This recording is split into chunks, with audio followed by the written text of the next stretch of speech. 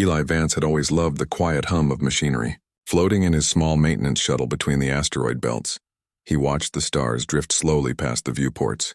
For most people, the asteroid belts were dangerous, filled with rocks moving at hundreds of kilometers per hour, magnetic storms, and abandoned wrecks.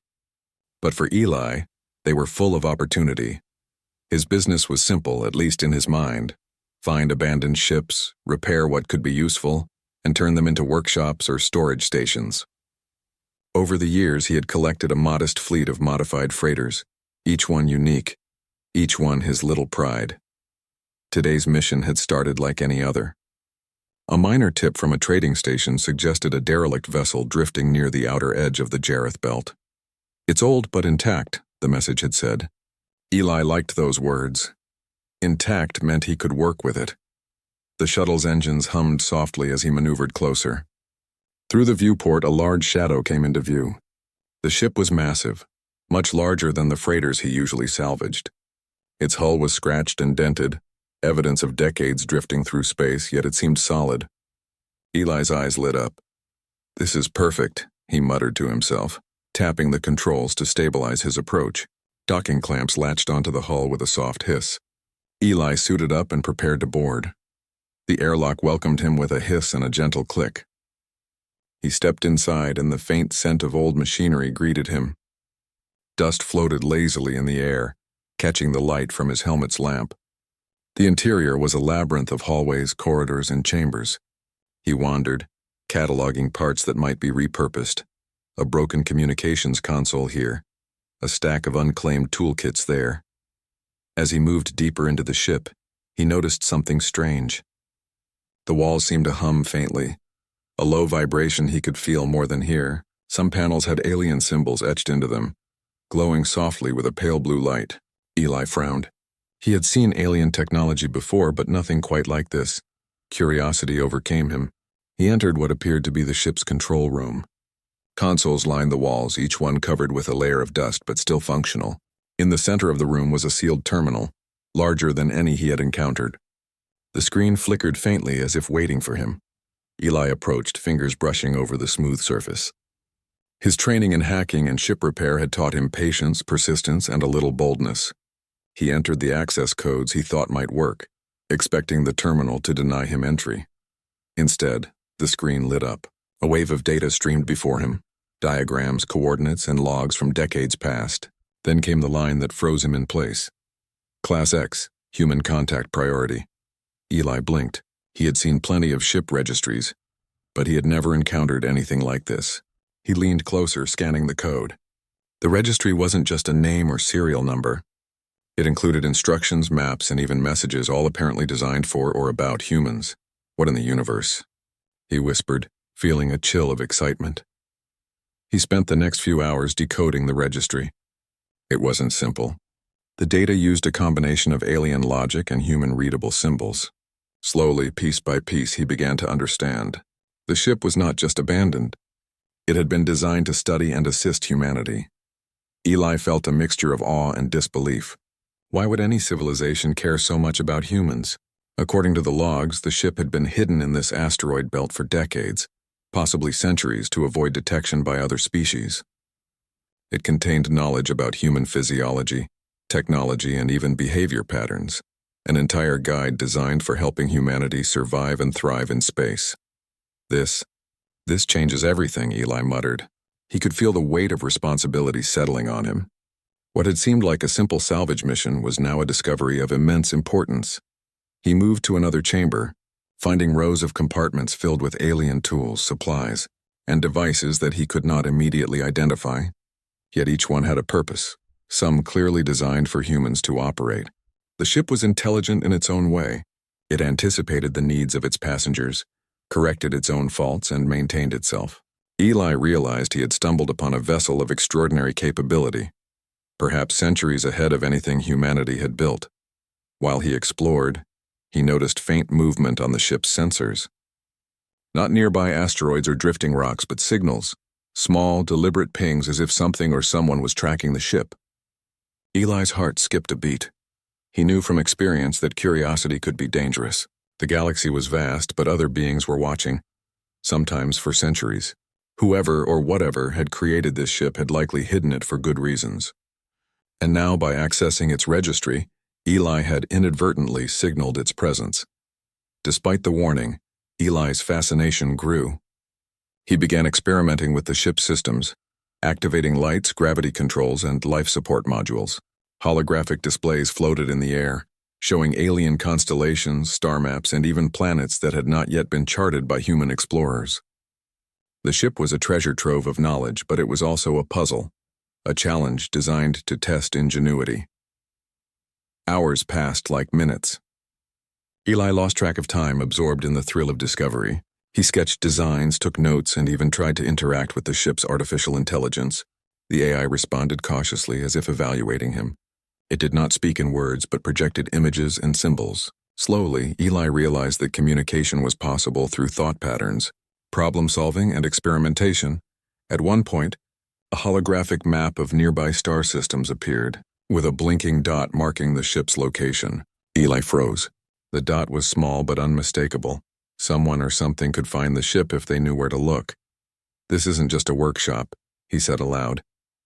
This is a responsibility." He leaned back, rubbing his eyes. For the first time in his life, he felt the weight of human potential resting in his hands. A single human himself was now in control of a vessel that could shape how the galaxy viewed humanity. As night fell, or at least what passed for night in the belt, Eli made a decision. He would decode the ship completely. Every registry entry, every log, every map. He had to understand it fully before anyone else arrived. He returned to the terminal, fingers flying over the controls. Patterns emerged. Coordinates to distant systems, data about resource-rich planets, and even instructions for repairs and upgrades. The ship seemed to respond to his attention, powering up engines, lights, and internal systems. Eli paused at one point, staring out through the viewport. The stars stretched endlessly, but for the first time he felt connected, not just to the galaxy, but to humanity itself. Humans were clever, adaptive, resourceful, and somehow, some alien civilization had recognized it long before Eli had even left Earth. The sensors pinged again. This time the signals were closer. Eli's pulse quickened. He glanced at the maps, tracing possible trajectories. Whoever was approaching might be scouts, observers, or even travelers curious about the ship's awakening. He knew that time was short. Every moment spent decoding brought him closer to understanding, and also closer to being discovered. He decided to set up defensive routines, not to fight, but to protect. The ship seemed to understand, adjusting its systems automatically. Hours turned into a full cycle of the ship's internal timekeeping. Eli worked tirelessly, translating, experimenting, and exploring. Yet even as he labored, a strange sense of calm settled over him. He was not afraid. Humans were survivors. They adapted, solved problems, and overcame obstacles that others could not. This ship, in its alien wisdom, had trusted him with its secrets because it had recognized those same traits. Finally, as the first distant signals of approaching ships grew faintly visible, Eli leaned back, exhausted but exhilarated. He had uncovered the registry code, unlocked part of the ship's potential, and learned that humans were valued for their creativity and resilience.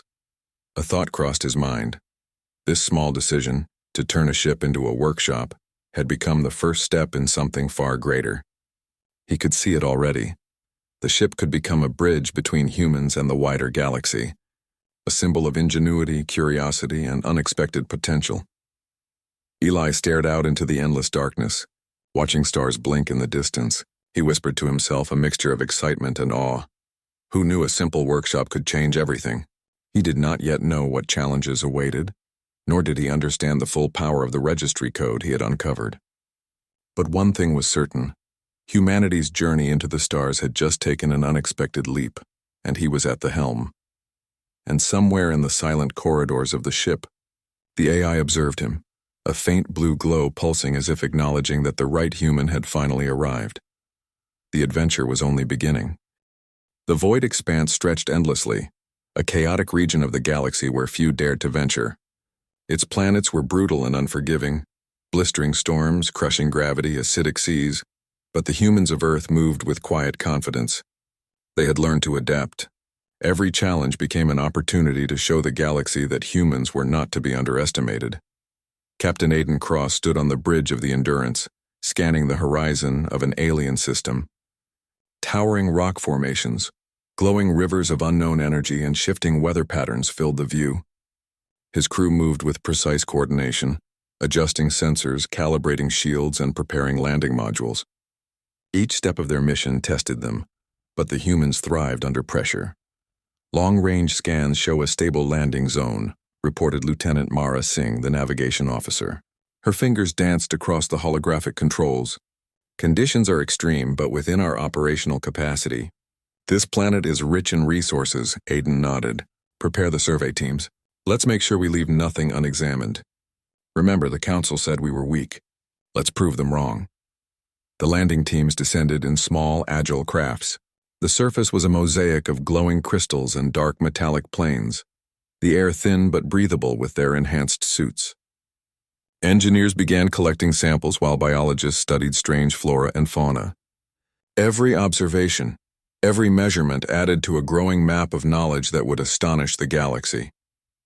Back on Orbis Prime, the Galaxy Council watched reports with a mix of disbelief and concern. Ambassador Clith of the Vorix Dominion leaned over the observation console, his glowing eyes narrowing. They are surviving where no one else can, he muttered. And thriving. How is this possible? Ambassador Leora of the Zephyrians, a species of winged intellects, tilted her head thoughtfully. They adapt faster than our simulations predicted. Their technology is improving at a rate we did not anticipate. And they are not merely surviving. They are exploring, mapping, and claiming resources in ways we would consider dangerous. Another council member, the crystalline Alor, shimmered with unease. They are not acting aggressively. They are learning, and every day they grow stronger. The council had voted against humanity, believing them weak and fragile. Now whispers of doubt spread among even the most powerful members. On Earth's new outpost, Dr. Elena Reyes observed the data streaming in from the fleet. She moved through the labs, speaking with engineers and scientists, encouraging their progress. Every challenge you face is a lesson, she told them. Every problem you solve shows the galaxy what humans can do. Remember, adaptability is our greatest strength. Engineer Kai Novak smiled. Ambassador, I never imagined humans could operate in conditions like this. Yet here we are, harvesting energy crystals and mapping this entire planet in weeks. Elena nodded. This is only the beginning. Wait until the Council sees what comes next. The humans' next challenge arrived unexpectedly. A rogue system with intense gravitational anomalies threatened to trap ships indefinitely. Conventional navigation would have doomed most fleets. Yet the humans approached it not with fear but with strategy. Captain Cross gathered the fleet. The Council may still believe humans are weak, he said, but this is our chance to show them the truth. Prepare your calculations and think creatively. Survival depends on ingenuity. Through careful observation, adaptive technology, and coordinated maneuvering, the fleet entered the gravitational storm. Sensors adjusted in real time, engines modulated to resist strain, and the humans moved with a precision that amazed even themselves. One by one, the ships emerged from the anomaly intact, their mission accomplished without a single casualty. News of the human fleet's success spread quickly across the galaxy. Traders and explorers whispered of humans operating in regions previously thought uninhabitable. Deathworlders, some called them quietly, a name that carried both awe and unease. For the first time, some council members began to question their decision. They had voted against Earth, dismissing humans as fragile.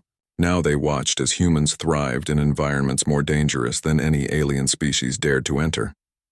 Ambassador Clith spoke cautiously to his colleagues. Perhaps we misjudge them. If they can survive in the void expanse, what else might they accomplish? Ambassador Leora's wings trembled slightly. They are not just surviving.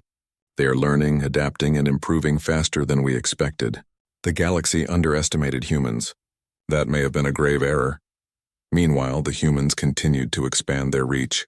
On a planet with corrosive seas and shifting crystal mountains, they established research stations. Their engineers developed shields capable of resisting the acidic atmosphere. Biologists discovered new life forms, carefully documenting behaviors and adaptations. Every day, humans pushed the limits of survival, showing the galaxy that their species had a unique strength, resilience combined with creativity. onboard the Endurance. Captain Cross reviewed the progress reports. "This is remarkable," he said. "Every planet we explore, every anomaly we navigate proves one thing. Humans can survive where others fail. We are not weak. We are capable, and soon the Council will realize that." The turning point came when a Council-sanctioned inspection fleet attempted to test humans' abilities. A small group of alien ships approached the human outpost under the guise of evaluation. Their mission was to challenge Earth's fleet in an uninhabitable system, a planet of extreme heat, violent storms, and magnetic interference. The humans welcomed the challenge not with hostility, but with confidence and planning. They studied the planet, designed adaptive strategies, and coordinated operations. When the inspection fleet entered the system, the humans moved with seamless efficiency, completing every task while the alien ship struggled against the harsh conditions. Ambassador Elena Reyes received the report and addressed the team. "This is not about defeating others. It is about showing what humans can do. Let your actions speak louder than words. The galaxy will see our capabilities through our work." The humans completed the inspection flawlessly. They had not sought to dominate or overpower. They had used intelligence, adaptability, and teamwork to succeed. The alien inspectors could not help but admire their skill. Word of this achievement reached the Council. A tense meeting was called. Ambassadors Clith, Leora, and Aelor spoke cautiously. "We may have erred in our judgment," Clith admitted. "The humans are extraordinary. They survive and thrive where others fail. Their methods are unlike any we have encountered." The Council realized a profound truth. Humans were not weak. Their strength lay in their adaptability, intelligence, and resilience. Unlike other species that relied on power or longevity, humans had learned to survive through innovation, cooperation, and determination. Ambassador Leora addressed the Council. "We voted against Earth believing they were insignificant. That vote underestimated the very essence of humanity. They are a species that turns adversity into advantage. We cannot ignore their achievements any longer." Back on Earth's fleet, the humans continued their work. They built new research stations, explored unknown systems, and developed technologies that would benefit not only themselves, but the galaxy. Their actions were guided by curiosity, intelligence, and a desire to contribute, not to conquer. Dr. Elena Reyes addressed the crews during a communication broadcast. "The Council may have doubted us. Others may have underestimated our capabilities, but we have shown them that humanity thrives where others fear to tread. Our journey is far from over, and our potential is limitless. We adapt, we learn, we survive, and through that we will lead." The humans' achievements became legendary. Alien species began to recognize the unique strengths of Earth's people. Trade and collaboration flourished as humans shared knowledge and technology. The galaxy had misjudged humanity, but the mistake had become the catalyst for humans to demonstrate their true power. The story of the vote against Earth became a lesson for the galaxy. Never underestimate humanity. Where other species saw fragility, humans saw opportunity. Where others feared danger, humans saw challenge. Where others hesitated, humans acted. As the human fleet moved further into the unexplored galaxy, Captain Cross gazed at the stars. "We were told we were weak," he said quietly, "but we are survivors, and this is only the beginning." Dr. Elena Reyes smiled as she watched the next set of reports. The galaxy had rejected humanity, but humans had rewritten the rules of survival and resilience. They were not just a species, they were a force of ingenuity, adaptation, and hope. And so, humanity continued its journey, exploring, learning, and thriving. The vote against Earth had been the Council's final mistake. The galaxy had underestimated humans, and humans were ready to show the universe what they were truly capable of.